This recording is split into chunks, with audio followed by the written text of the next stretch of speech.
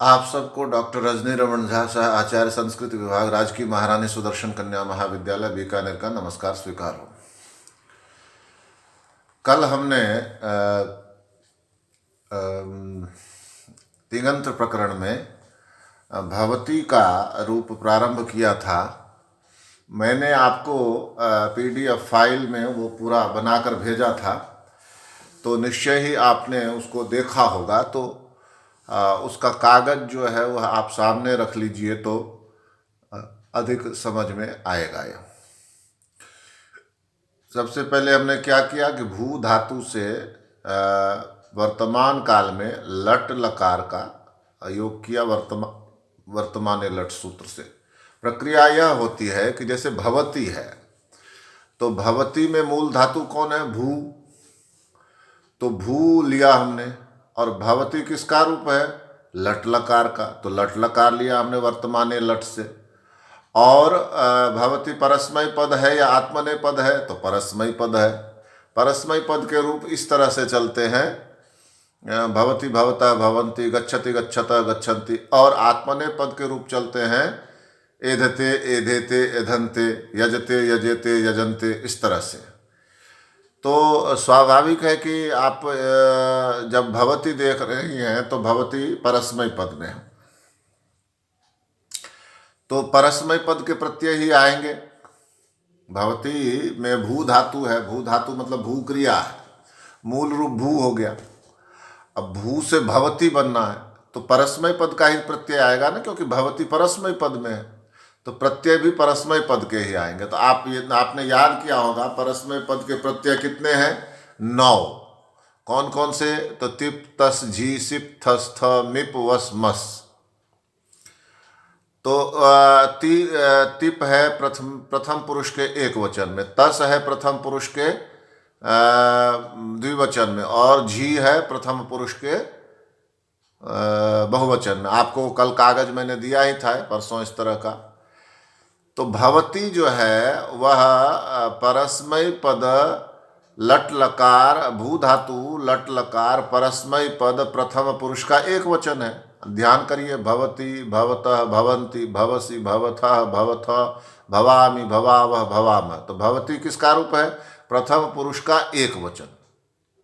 प्रथम पुरुष का एक वचन हुआ ना, तो प्रथम पुरुष का एक वचन यदि है तो प्रत्यय भी वही लगेगा ना, प्रथम पुरुष का एक वचन। भवती परस्मय पद है तो परस्मय पद का प्रत्यय लगेगा। तो अब परस्मय पद में प्रथम पुरुष में एक वचन में कौन सा प्रत्यय है?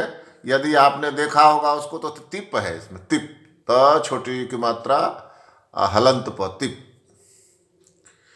तिप में त ई प 3 अक्षर है ना तिप में, त ई प। हलंत है प हलंत है तिप में। तो कल भी हमने पढ़ा था, फिर दोहराते हैं कि जब हलंत होता है तो उसकी, और अंत में होता है तो उसकी इत संज्ञा हो जाती है। सूत्र कौन सा है? सूत्र है हलंत्यम। तो हलंत्यम सूत्र से उसकी इत संज्ञा हो गई, तो तस्य लोप से उसका लोप हो गया। तिप में से प का लोप हो गया, बचा क्या? ती। तो क्या बना? भू प्लस ती। भू में ही हमने तिप को जोड़ा है ना, भू में पहले लट लाए, लट में से अ और ट निकल गया, ल बचा, तो भू प्लस ल, इसी ल की जगह पर तिप आया, तो भू प्लस ती। यदि मैंने जो पीडीएफ फाइल आपको भेजी है इसकी, यदि उसको आप सामने रख लेंगी तो बहुत आसानी से समझ में आ जाएगा। नहीं, अगर उसमें लापरवाही की तो फिर वीडियो से तो शायद ही व्याकरण समझ में आए इतनी आसानी से। तो पहले मैंने आपको पहले कल बताना शुरू कर दिया था, इसमें मुझे थोड़ी उल्टी प्रक्रिया अपनानी पड़ेगी। पहले आपको पीडीएफ फाइल भेजी जाएगी, और वैसे भी सामान्यतः जब हम वीडियो और पीडीएफ फाइल दोनों ही भेजते हैं आपको, तो पीडीएफ फाइल पहले पहुंच जाती है आपके पास। वीडियो को पहले हम उस पर करते हैं, कॉलेज के चैनल पर पहले उसको प्रोसेस करते हैं, फिर वो जब वो है वहाँ उसका लिंक मिल जाता है तब लिंक हम आपको भेजते हैं। तो स्वाभाविक है पीडीएफ आपके पास पहले पहुँचता है। तो पीडीएफ को सामने रखिए और फिर इसके बाद वीडियो को समझने का प्रयास करिए, तो आपको आसानी से सब कुछ समझ में आने लगेगा। अभी तक जो हमने पुस्तकें पढ़ी तो उसमें तो जैसे मान लीजिए कि हमने अभी अभी जो दश कुमार चरित पढ़ा, तो दश कुमार चरित में एक तरह से जो वीडियो है वो, उसको भी यदि आपने ध्यान से सुन लिया तो एक बार तो समझ में आ जाएगा, क्योंकि कहानी जैसा है वो। लेकिन व्याकरण में ऐसा नहीं चल पाएगा। व्याकरण में आपके सामने वो बना हुआ पीडीएफ से बना हुआ, जो पीडीएफ में जो बना हुआ वो फार्मूला है, मतलब वो सूत्र है, फिर उसकी सिद्धि है भवती की, वो यदि सामने रहेगा तो आपको बहुत आसानी से समझ में आएगा। नहीं तो खाली वीडियो से कुछ बातें ही समझ में आएंगी। तो आप उसको सामने रख लीजिए पीडीएफ को, और सामने रख के फिर समझने का प्रयास करिए। तो अभी हमने देखा कि भू धातु में लट हुआ, लट में अ की उपदेश जनुनासिक इत से इत संज्ञा हुई, ट की हलंत्यम सूत्र से इत संज्ञा हुई, तस्य लोप से उन दोनों का लोप हो गया। लट में 3 अक्षर थे, ल अ और ट। अ की उपदेश जनुनासिक इत, मैंने कल बताया था आपको, अ के ऊपर चंद्र बिंदु है, आ के ऊपर हो जाए ई के ऊपर हो जाए ई, ऊ के ऊपर हो जाए ऊ, तो ये सब कहलाते हैं अनुनासिक। और साथ ही साथ वे अच हों, अच यानी स्वर हों। अच आपने पढ़ा था, ई उण री के होंगे, उच में अच क्या हुआ, यानी अ ई उ री री ए ओ ऐ ओ, इसको अच कहते हैं, यानी कि स्वर को अच कहते हैं। तो अस्वर हो गया, अच हो गया, और चंद्र बिंदु है उस पर, यानी अनुनासिक है, तो उपदेशे जनुनासिक इत से उसकी इत संज्ञा हो गई। और ट की हलंत्यम, चूंकि अंतिम हल है, ल अ ट, ट में लट में अंत में क्या है, ट है, और वो हलंत है, तो हलंत्यम सूत्र से उसकी भी इत संज्ञा हो गई। तो अ और ट की इत संज्ञा हो गई, तो शेष क्या बचा, ल। तो भू में ही जोड़ा है ना हमने ल को, तो लट को, तो भू प्लस ल। अब आप देखिए वहाँ पीडीएफ में जो कागज यदि आपने निकलवाया होगा तो देखिए, नहीं तो वैसे ही देखिए। तो भू प्लस ल क्या बना, भू प्लस ल।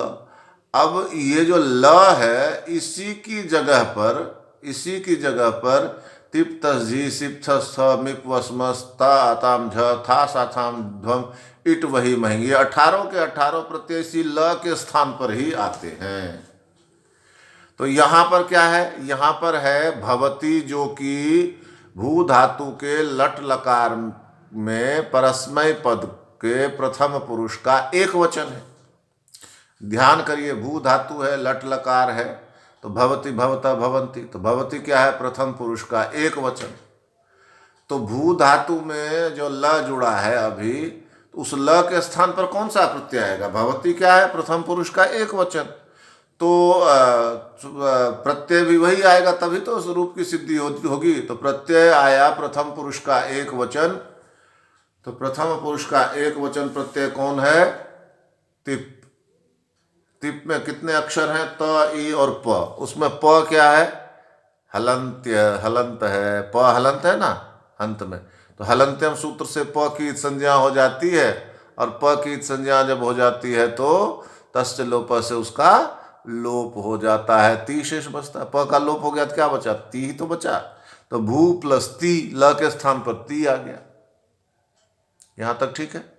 अब आप देखिए, ती किसका है, तो तिंग का। तिंग कौन से प्रत्यय है, तिप तस झी सिप थस थ मिप वसमस त आताम झ था सथाम ध्वम इट वही महिंग। हमने कल पढ़ा था कि ती से शुरू किया, तिप के ती से शुरू किया, और महिंग के ng तक कहेंगे तो तिंग हो गया। तो तिंग में मतलब ये 18 प्रत्यय आते हैं, तिंग में ये 18 प्रत्यय आते हैं।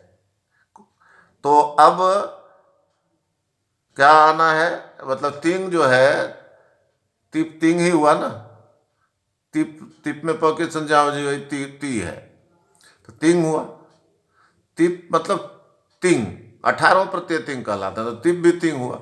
और तिप में प की संज्ञा होकर उसका लोप हो गया, तो ती बचा। तो ती जो है वह तिंशित सार्वधातुकम सूत्र से उसकी सार्वधातुक संज्ञा होती है। यानी ती को क्या कहेंगे? सार्वधातुक।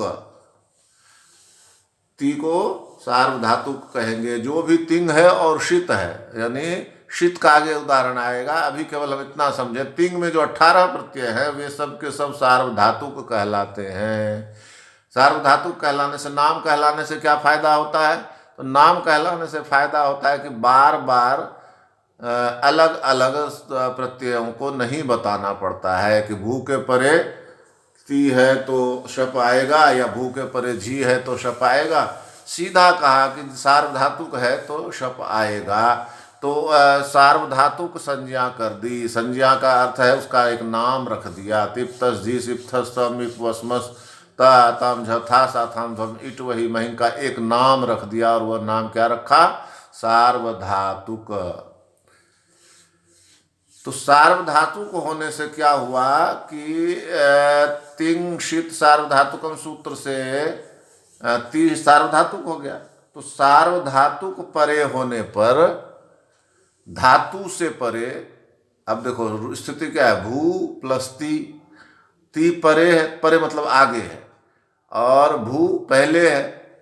तो जो परे है यदि वह सार्वधातुक है, ती परे है और सार्वधातुक है, तो इसके परे रहते भू धातु से शप आएगा। शप देखें, आप पीडीएफ में देखें। शप मतलब शंकर वाला और प, शप, शप आएगा। शप में कितने अक्षर हैं? शप में अक्षर हैं 3। कौन कौन से? श और प, यही है ना, श। तो श जो है, श शंकर वाला श, इसकी भी इत संज्ञा हो जाती है। सूत्र का नाम है लशक्व तद्धिते। सूत्र का क्या नाम है? लशक्व तद्धिते। ल श क ख ग घ ङ, यानी ये 7 अक्षर अगर प्रत्यय के प्रारंभ में है और प्रत्यय तद्धित नहीं है, तो हम इस समय तद्धित नहीं पढ़ रहे हैं, हम इस समय क्या पढ़ रहे हैं? धातु के बारे में पढ़ रहे हैं। तो क्या कहते हैं कि जब यह परे हो, कौन? सार्वधातुक परे हो, तो भू धातु से कर्तरी शब्द से शप प्रत्यय आता। शप में श की लशक्व तद्धिते सूत्र से और प की हलंत्यम सूत्र से इत संज्ञा हो जाती है। इत संज्ञा करने का फल क्या है? इत संज्ञा होते ही तस्य लोप से उनका लोप हो जाता है। तो श का भी लोप हो गया और प का भी लोप हो गया। तो श का और प का लोप होने के बाद बचा क्या? बचा अ। श अ प ही तो शप है। तो श का हलंत श का लोप हो गया और हलंत प का लोप हो गया। बचा क्या? अ ही तो बचा। तो क्या हुआ? क्या रूप बना? भू प्लस अ प्लस ती। भू प्लस अ प्लस ती। अब अ जो है, अ वास्तव में किसका है? ध्यान करिए, तो अ वास्तव में शप का है। शप में ही श निकला और प निकला, तभी तो अ बचा। तो ये बात है। तो जब शप में श और प की संज्ञा होकर उनका लोप हो गया, अशेष रहा, तो कहते हैं कि तिंग शीत सार्वधातुकम सूत्र से इसकी भी सार्वधातुक संज्ञा हुई। इसकी सार्वधातुक संज्ञा क्यों हुई अ की? क्योंकि यह कहा कि जो तिंग है अथवा जो शीत है, जिसमें श की, शंकर वाले श की इस संज्ञा होती है, वह भी सार्वधातुक होता है। तो यहाँ शप में श की संज्ञा हुई ना, श की, शंकर वाले श की, तो इसलिए शीत हो गया। जिसकी संज्ञा होती है उसी नाम से जाना जाता है। शी की संज्ञा, श की संज्ञा होगी तो शीत हो गया, क की संज्ञा होगी तो कित हो गया, प की संज्ञा होगी तो पित हो जाएगा, म की संज्ञा होगी तो मित हो जाएगा। यहाँ पर शप में अ, श, अ और प की तीनों अक्षर हैं, उसमें श की संज्ञा हो जाती है कौन से सूत्र से? लशक्व तद्धिते से। और प की संज्ञा किससे हो जाती है? हलंत्यम से। अशेष रहता, तो ये अशित हुआ। श की संज्ञा हुई है ना, तो इसलिए शित हुआ। तो इसके परे रहते भू का जो ऊ है, भू में दो अक्षर है, याद करिए, एक भ है हलंत भ और एक ऊ लगा है, उसमें एक भ है और एक ऊ लगा है।